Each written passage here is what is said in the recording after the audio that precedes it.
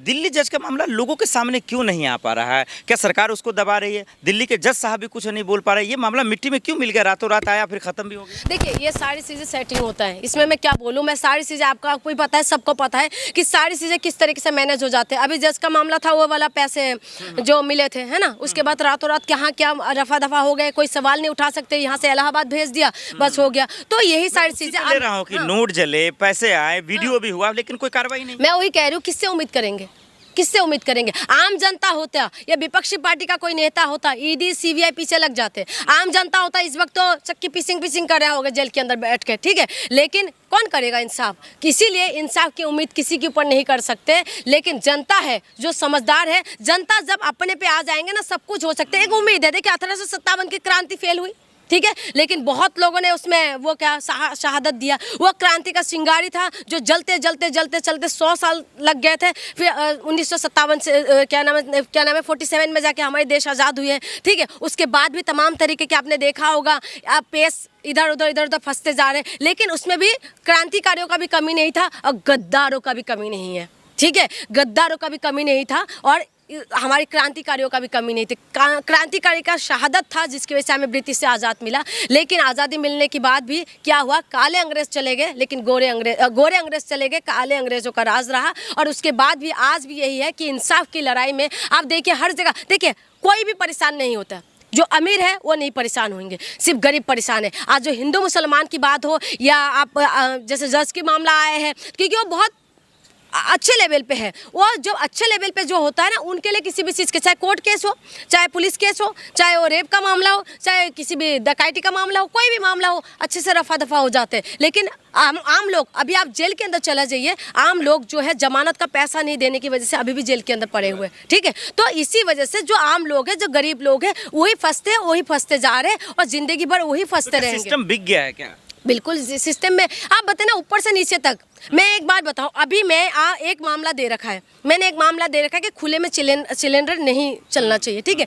इस मामले को मैं आपको बताऊं, मैं लगातार दे रही हूं तमाम जगहों पे जहां पर ये सी जगह एनडीएमसी का एक्ट कहते हैं कि खुले में सिलेंडर नहीं चलना चाहिए, ठीक है। आप लगा लो, कृषि भवन है, ठीक है, कृषि भवन के गेट के सामने आप चले जाए, वीवीआईपी एरिया है, यहाँ से 200 मीटर भी नहीं है जो अब पार्लियामेंट है, ठीक है। ये एनडीएमसी का एरिया है पूरा, ठीक है, ये पूरा एनडीएमसी का एरिया है। आप लगाओ, आप हर जगह मैंने लगाया है लेटर, हर जगह वो करा, लेकिन सिस्टम ऐसा है कि कोई काम नहीं करे।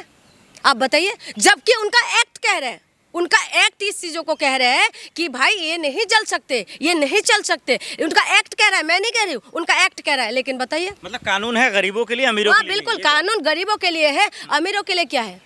अमीरों के लिए क्या है? अमीरों के लिए, एक आपने वो मूवी देखे होंगे इंडियन, आपने देखा था ना, इंडियन देखे थे, उसमें क्या है, जो विलन है वो क्या कहता है कि लॉयरों का लाइन लग जाएगा, ठीक है। उनके लिए कोई कानून वो नहीं है, बड़ी बात नहीं है। लेकिन हमारे लिए एक केस लग जाए ना, उसके बाद हम लोगों को चक्की पिसिंग करके बस कोर्ट और घर ही दिखाई देगा। उसके बाद यशवंत वर्मा जो जज हैं, उन्हीं को खुलकर आके बोल देना चाहिए, दूध का दूध पानी का पानी हो जाता है। देखिए, हर एक के कोई ना कोई मजबूरी होते हैं, मुझे नहीं पता उनकी क्या मजबूरी है, लेकिन मजबूरी तो है, इसीलिए शायद चुप है।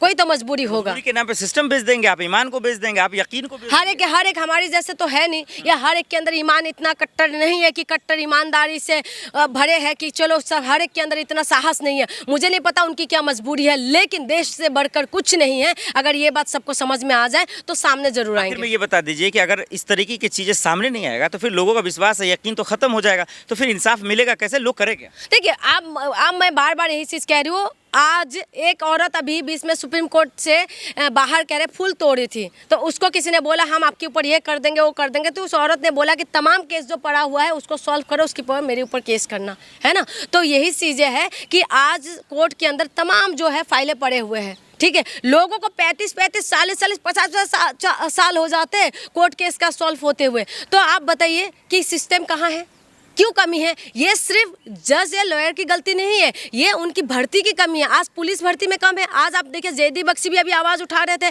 कि आर्मी की भर्ती नहीं हुई है, जब से कोरोना होने के बाद भी तो भर्ती नहीं हुआ। जज की कमी है, जज में भर्ती नहीं हुई।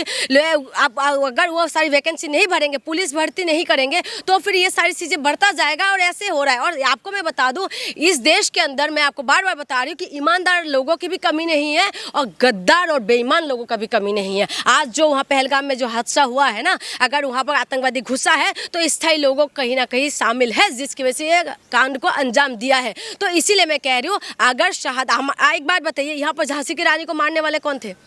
कौन थे? इतना जानकारी नहीं है आपके, इतना मुझे मैं बता रही हूँ, ठीक है। क्रांतिकारी सुनिए, मैं इसीलिए बता रही हूँ, जो आप कहना सिस्टम के अंदर गद्दारों का भी कमी नहीं है, ईमानदारों की कमी नहीं है। ये हमें इंतजार करना है कि कौन ईमानदार आएंगे, लेकिन जब तक शायद वक्त ऊपर चले जाए, हमें भी नहीं पता कि कब क्या होगा। लेकिन हमेशा एक बात तो मैं ताल ठोक के और कंफर्म तरीके से बता सकती हूँ, सिर्फ और सिर्फ गरीब ही मरते हैं, और गरीब ही हमेशा, चाहे कोर्ट केस हो, चाहे वो पुलिस केस हो, चाहे वो थाना हो, चाहे वो हॉस्पिटल हो, हर चीज़ में सिर्फ और सिर्फ गरीब ही मरते हैं। इसमें ना तो जात होता है, ना तो धर्म होता है। अगर आप अमीर हो तो आप निकल के आ जाओगे, अगर आप गरीब हो तो आप पीसते रहोगे। बहुत शुक्रिया। धन्यवाद।